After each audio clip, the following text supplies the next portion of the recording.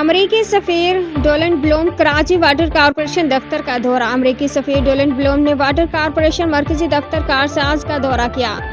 دورے کے موقع پر امریکی قونصل جنرل کانریڈ ٹربل ان کے ہمراہ تھے۔ امریکی سفیر نے mayor Karachi chairman water corporation barrister Murtaza Wahab سے ملاقات کی۔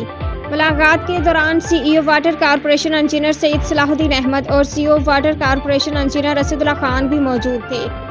ملاقات میں دو طرفہ تعلقات پر تفصیلی تبادلہ خیال کیا گیا۔ میر کراچی اور امریکی سفیر نے فراہمی نکاسی آب کی بہتری کے حوالے سے کیے گئے اقدامات پر تفصیلی بات چیت کی۔ دونوں فریقین کے درمیان ملاقات کا مقصد باہمی دلچسپی کے مواقع تلاش کرنا تھا۔ ملاقات کے دوران واٹر کارپوریشن کی جانب سے کراچی کے مختلف علاقوں میں پانی کی دستیابی اور سیکیورٹی کے حوالے سے حالیہ کیے گئے انتظامات کے بارے میں تبادلہ خیال کیا گیا۔ ملاقات کے دوران باہمی دلچسپی کے شعبوں بشمول تجربات کے تبادلے، سرسبز ماحول کے اقدامات، تکنیکی صلاحیت میں اضافہ، پانی کے شعبے میں امریکی کمپنیوں کی شمولیت کا ارادہ بھی زیر بحث آیا۔ امریکی سفیر نے واٹر کارپوریشن کے حال ہی میں قائم کردہ ہائیڈرنٹ مینجمنٹ اینڈ مانیٹرنگ سینٹر کا بھی دورہ کیا۔ امریکی سفیر نے hydrants management centre water corporation کی طرف سے حال ہی میں اٹھائے گئے نئے اقدامات اور اصلاحات کا جائزہ لیا۔